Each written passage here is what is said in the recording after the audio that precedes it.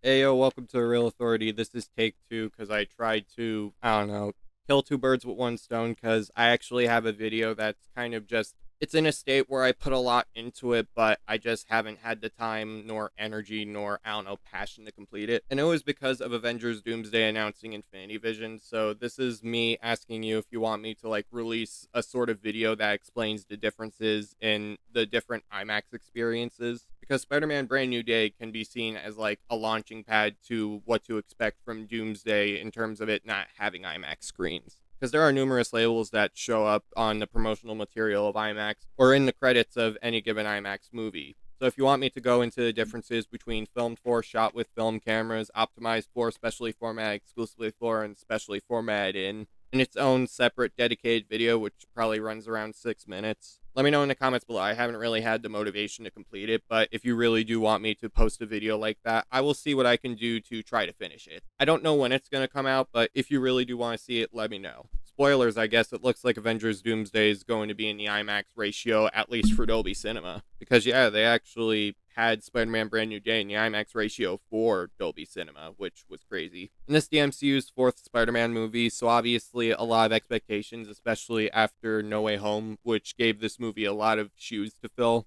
or at least big shoes to fill. So Spider-Man, played by Tom Holland, is basically 5 years removed from Doctor Strange casting a spell that made the world forget Peter Parker, specifically linking him to Spider-Man, as he basically tries to reconnect with MJ and Ned, people who he promised he would find again, while also dealing with this new mysterious threat who happens to basically possess people, and Spider-Man's one of the only people who can sense it. Although he's mutating to the point where his abilities are kind of diluted, for lack of a better word. Complicated plot which could have so easily fallen to pieces. I will tell you whether it does in a minute. But I mean, it's Spider Man, and the MCU's Spider Man has really had a solid track record of pretty entertaining and fantastic movies. The only fears I had were very minimal because I do feel like Destin Daniel Cretton, I hope I'm pronouncing your name right, but he obviously had huge shoes to fill given the fact that John Watts directed Homecoming, Far From Home, and No Way Home, and obviously he did a solid job at that. But I do feel like this movie, in comparison with the other ones, has one thing that makes it stand out.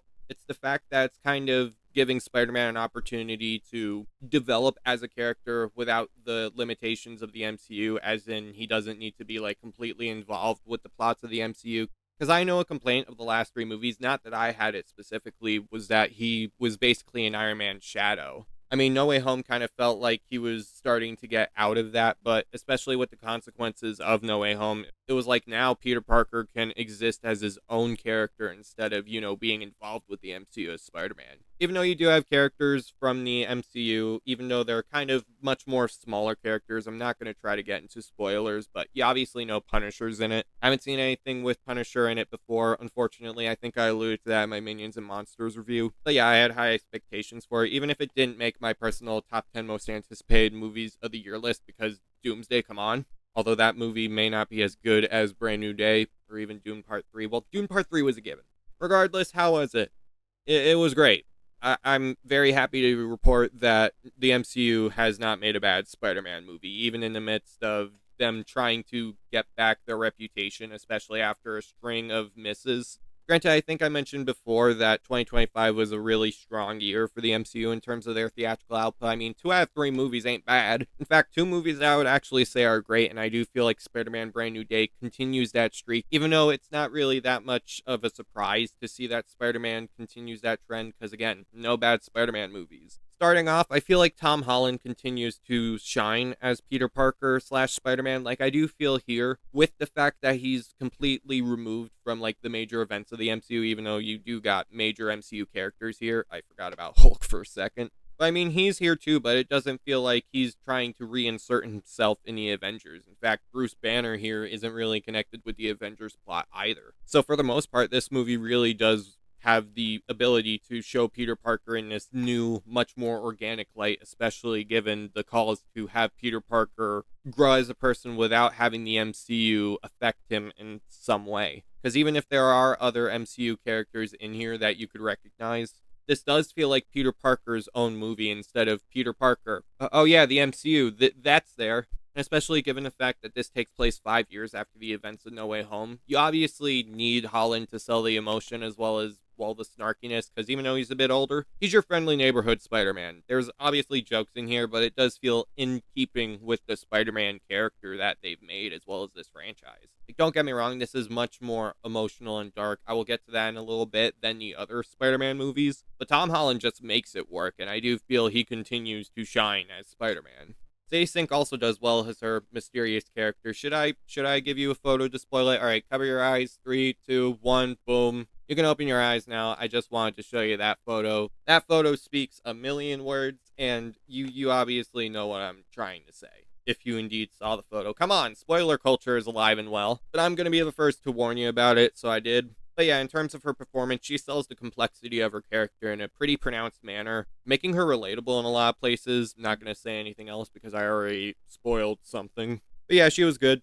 Punisher was a surprising addition to this movie. Like, PG-13 Punisher is still close to hard R Punisher, at least from what I know of him. He never says the F-bomb because, I mean, very rarely does the MCU indulge themselves in F-bombs if they're not like Deadpool or, I guess, Peter Quill. But John Bernthal has such a commanding presence to him and a snarkiness that he ultimately bounces off of Peter Parker pretty well. But also, if you've never seen him in anything, you get the idea of what his character is all about. Like, I mean, I know the basics, and I feel like this movie, even though people like me haven't seen, like, his entire story, by the end, you do feel like he has suffered a lot, and obviously Bernthal is a reason for why it works, but also the screenplay. Chris McKenna and Eric Sommers, I'm pretty sure, are the writers of the previous movie, so even with a new director, they still continue this narrative in a pretty smart manner.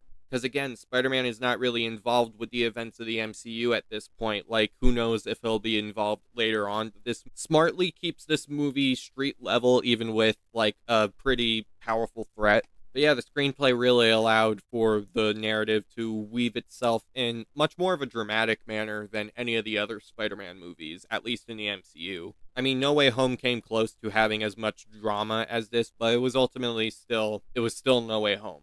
But I do respect and appreciate the much darker direction, but it doesn't let the darkness overtake the pure heart of Spider-Man, because there's enough quips and jokes in here, but also well-timed quips and jokes that you're ultimately still going to have a good time. And even though John Watts didn't direct this, I felt like Dustin Daniel Cretton really did a strong job being the successor to what Watts did. And in all honesty, a lot of what makes the more emotional, grounded approach work is because of the direction, how well it just jives with the screenplay. In fact, given the fact that he kind of propped up how much more practical this movie is, like, there's still a lot of CGI, don't get me wrong, and it's good CGI, it doesn't feel rushed. But with the grounded approach, you definitely do notice a lot more practicality and a less is more approach with the movie. And I don't know, it just worked. It doesn't feel like, oh my gosh, if Spider-Man doesn't do this, the whole MCU is going to die. They already did that with No Way Home. Why would you do it again? So yeah, the much more grounded, as well as, I guess for lack of a better word, isolated tone they were going for did work, in the directing and the screenplay had a lot to do with it. In fact, I'm pretty sure that a lot of the people from the previous movies, aside from the director, came back for this one, and you definitely can tell a lot of what made the other Spider-Man movies so great is not lost here. And also, given the much darker approach, Brett Pollock's cinematography is equal times wonderful as well as dramatic, and I do feel that balance really does work. I usually credit cinematography when it's strong. What can I say? Another returning figure, Michael Giacchino's score. I mean, Michael Giacchino, alongside Ludwig Göransson, has pretty much solidified his reputation as a music great. And with this score here, you definitely hear a lot of what made the other Spider-Man movies such a good listen, because I know that music makes movies a lot of the times. Lost my train of thought there, but the point is, the movie sounds great, and I do feel like if you don't have a strong enough score, for a movie like this, you need a score that sells the Spider-Man-isms, and Giacchino's a legend. He knows what he's doing. It sounds like a Spider-Man movie and a damn good score. And I guess a few other things. At 2 hours and 25 minutes, one of the longer MCU movies. And I mean, No Way Home ran at a similar runtime, but I do feel like with the more grounded approach, it could have easily ran into pacing issues. Because at a point, you're kind of like, wow, it's wrapping up. So it could have easily just dragged from there, but luckily they are able to subvert expectations and continue the story in a way in which it justifies the runtime. Like, the pacing's really solid. Anytime it slows down, it immediately picks itself back up. And with a long movie, you kind of need that great pacing in order to keep the audience engaged, and with the Spider-Man movies, they've just found a way to just nail it. Also, shout out to the Spidey swinging sequences. Like, they tried to do a POV of Spider-Man actually swinging through these locations in New York. They're not there all the time, and I know that other Spider-Man movies have done it before, but there's just something to the MCU Spider-Man basically putting the audience in the perspective of Spider-Man. In a universe in which if we had those powers, we would like to see the view from the perspective of Spider-Man, basically being like, and having a good time with it. And I do feel with this movie, having that POV makes those sequences much more fun and, I don't know, just a lot more cool to see. Like, it doesn't happen every time, but when it does, it's just magic.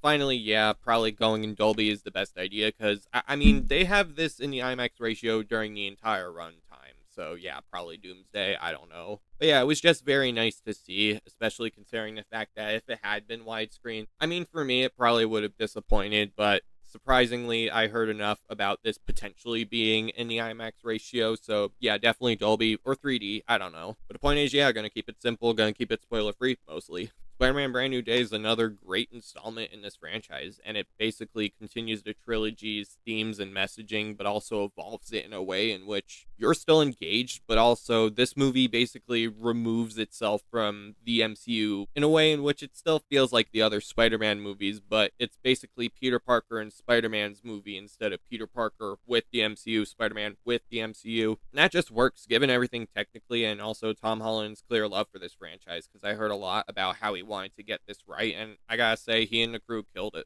In a sea of great summer movies, this one hits the bullseye and is definitely worth watching. The Real Authority approves 10 out of 10. Make sure you leave a like, subscribe to the channel, turn post notifications, comment your thoughts on the movie, and let me know what your favorite Spider-Man movie is. And again, if you want me to execute that IMAX video idea, let me know in the comments below. Alright, peace.